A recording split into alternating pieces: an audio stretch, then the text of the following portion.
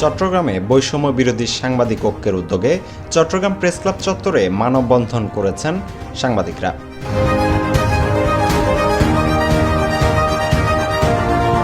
9 August শুক্রবার Chittagong press club চত্বরে চট্টগ্রামের বৈষম্য বিরোধী সাংবাদিক ঐক্যের উদ্যোগে এই মানববন্ধন ও বিক্ষোভ কর্মসূচি অনুষ্ঠিত হয়।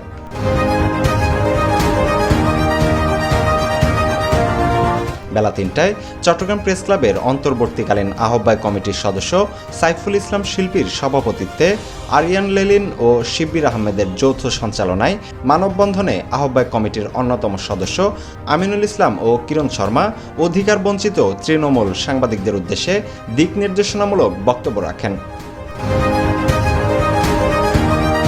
মুষ্টিময় সাংবাদিক আজকের এই প্রেস ক্লাবকে দখল করে তারা তাদের উদ্দেশ্যকে হাসিল করে যাচ্ছেন। প্রিয় বন্ধুগণ, তাই এই বৈষম্যহীনতার প্রতিবাদে আজকের এই মানববন্ধন আর চট্টগ্রাম প্রেস ক্লাব হবে এই অঞ্চলের প্রথম বৈষম্য বিরোধী প্রেস ক্লাব।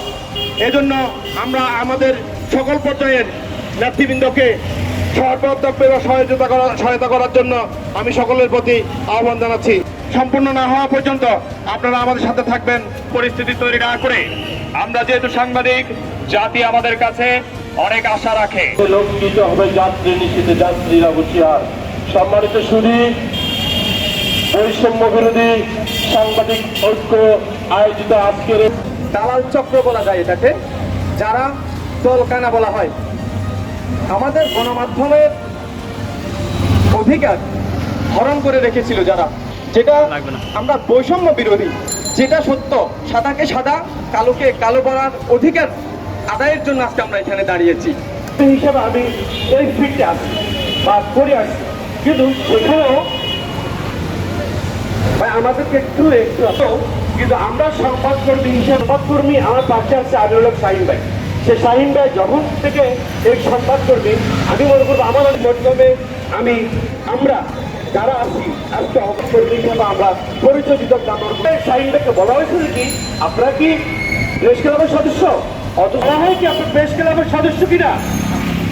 সাংবাদিক হতে হলে কি পেশা হয়েছে সেখানে কয়েকজন পুলিশ অফিসার।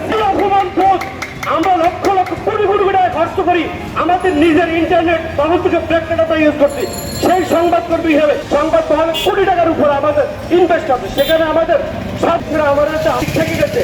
আমরা আর ব্যক্তিদের কাছ থেকে শিখে